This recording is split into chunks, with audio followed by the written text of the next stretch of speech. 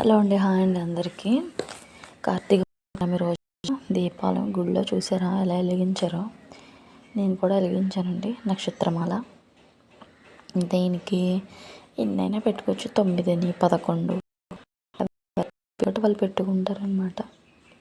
కార్తీక పౌర్ణమి రోజున అసలు ఖాళీ లేదండి గుడి. కార్తీక పౌర్ణమి రోజున ఉపవాసం ఉంటారు. పొద్దున్నుంచి సాయంత్రం వరకు ఉండి గుడికి వెళ్ళి పూజ అది చేసుకుని తర్వాత ఇంటికి వెళ్ళి చందమామకి దండం పెట్టుకుని పూజ చేసుకుని ఇంట్లో దీపారాధన చేసుకున్న తర్వాత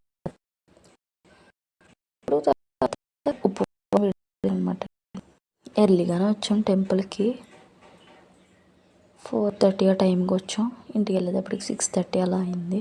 మొత్తం అన్నీ ధ్వజస్తంభం దగ్గర అన్ని పూజలు చేసేటప్పటికి టైం పట్టింది. ఇది వచ్చేసి కార్తీక పౌర్ణమి రోజున ఈవినింగ్ మాకు సంతోషమాత గుడి ఉంటుందండి. ఇక్కడ తులసి చెట్టుకి ఉసిరి చెట్టుకి కళ్యాణం జరిపించారనమాట. పిల్లలు పెద్దలు అందరూ బాగా పార్టిసిపేట్ చేశారు. చాలా బాగా చేశారండి పూజ. ఆర్కెస్ట్రా కూడా పెట్టారండి, దేవుడి పాటలు పాడారు.